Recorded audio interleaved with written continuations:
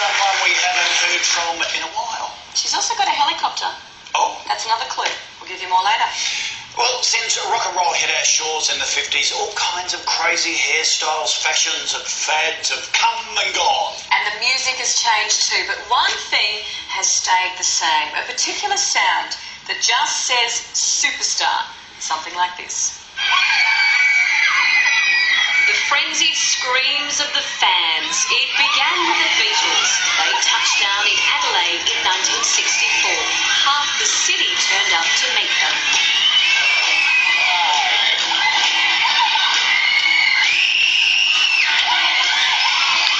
10 years later, the Bay City Rollers hit town. The look had changed. Top flares, the screams, the swoons, the crime, and the fronting were all very familiar. Boy George stopped traffic in 84.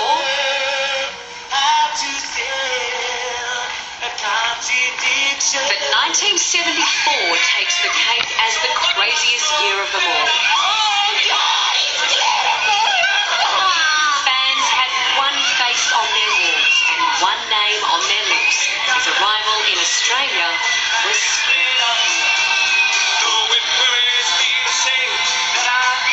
He was the star of the TV show The Partridge Family. His name was David Cassidy. The biggest of the big. Well, here with us now, three of David's biggest fans in a replica of a teenage bedroom from 1974. Please welcome Elizabeth, Georgina and Sonia. Now, how did we go? Is this what it looked like with Partridge Family, David Cassidy stuff around the room, girls? Yes, this is what it looked like. I got the ceiling. Oh. You forgot the dirty uniforms under the bed with the socks and everything. And every picture had its own identity. You know, every mood of David Cassidy was different. And so you used to talk to each individual picture. And every one of them there were some that were kissable and some that weren't kissable. Yeah, so whenever she used to kiss them, I used to wait till she actually got out of the room. I used to wipe it off and then give him a nice big kiss. Just Now, Sonia, you were just as crazy about David Cassidy. Okay. You went to his concert in 1974 at the peak of his stardom, and you came up with a very interesting way to get up close to him. Yes, I Tell did. us about it. The fans were crushing against the stage and girls were dropping like flies from fainting because of the heat and the excitement, hysteria, the whole thing. You've got to imagine a couple of hundred girls pushing behind and you've got this wooden stage. The bouncers intermingled with the crowd and they would pick up any girl that fainted and carry her out. So David came out, the MC said, "This is David's last song." He came out, he was singing, and I thought, I need to get closer. So I moved my way up to a bouncer. I grabbed his arm and said, "Look, I'm going to pass out." He said, "No, you're not." I said, "Yes, I am." And grabbed him at the arm so I didn't fall down. He picked me up. He passed me to the next one, over the heads of all the girls. I got up onto the stage and I could hear David behind me. So I just opened my eyes, threw my head back and I grabbed his microphone cord. And he was singing, and as the other bouncer walked off, carrying me like this, David's going, "Hey, hey, hey, hey, hey," because I was pulling the microphone cord. That's a great trick. I'm going to remember that. But I can tell, I mean, you obviously, all of you were really big fans, and I would imagine that you know, kind of keep up with what he's doing now. And yes. recordings. Do you know what he's like, you know, what he's doing, where he's recording? Is that right?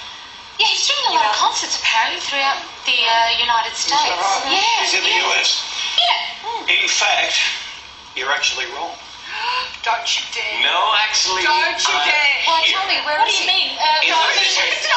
He's actually in the He's studio. not. No. You're welcome.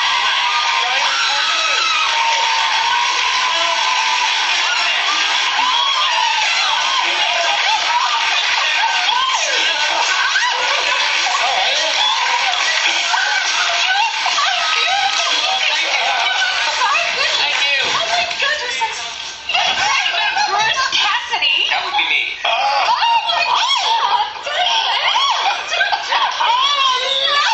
Please, come on. Stand back.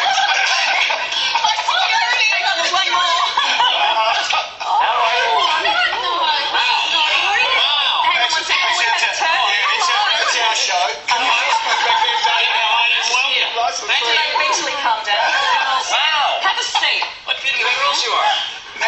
meet him. You're a beautiful man. All these years. Sweet lady. No, I think we better stay and protect you. Well, we might have to have an Please, uncut pinch version of me. this show. No. Hey. I have to say that I haven't flown 27 hours and ever had any kind of greeting like that, but it's worth it, can I tell you? Well, how long have we waited? 32 years.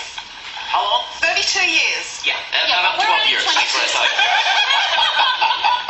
But what like the screaming of the crowds and the absolute hysteria? You know, I have to be honest with you. My tour here in Australia, I have played in America for a long time. I've been to Europe and played all over Europe and Britain. And the last tour I did, no, don't, please, don't weep.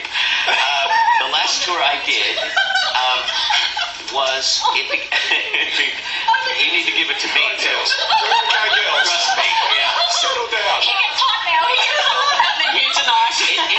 It began in New Zealand, and Elton John and I played back-to-back nights there, and he and his manager were arrested, and my security guys took care of him, and it was one of the more amazing tours, in fact, the most amazing tour I can still remember, and I mean that sincerely, of my entire career. Was it scary though, those mob scenes? Because back then you had bigger fan clubs than Elvis and the Beatles. You were 21. For me, it wasn't scary because I'd been doing it all for years in America and in Europe, and I was used to the hysteria. But it was, from a media standpoint, they had never seen the likes of it before, and I had been used to doing it because I'd played the Houston Astrodome and White City Stadium and all of that. It was chaotic. Chaotic. I read that you could barely even leave your room. No, I couldn't do that. No. You were locked away. But just have a look. We've got one little clip of how hairy things got in about 1974 on your tour. Okay. We got a problem. The stage is collapsing. I want you to do me a favor. I know it's hard. I want you to listen to me. I want you to push back just a little bit so nobody gets hurt, okay? Come on, just push back a little bit. Come on. Push back. Hello. Calm down. Now listen. If you don't move back, we're going to have to take David off because the stage is collapsing. Now move back. Come on. Back. Get back. Gee, that's frightening. Was that frightening at the time? It was overwhelming for me, and I mean overwhelming in a way that I wanted people to listen to me. I wanted them to hear the songs because I know a lot of people love the records and were fans of mine, and I was fortunate enough to do that. But the events when I would play live became so just outrageous that I couldn't control it. And you saw me trying to, okay, let's move back. The stage is collapsing. Yeah. Do you sky's falling. Do you remember Sonia pulling your microphone cord, fainting on stage, and grabbing you? I'll never forget that night. No, that was a magical night. Sorry. I've done. You are so good. Oh. Tell me about life now. Is it fairly quiet? You mentioned breeding horses earlier. Well, no. Actually, at the strip bar that I work at. Hang on, don't say that. The girls will be there. Talk strip bars with Do you want to breed us?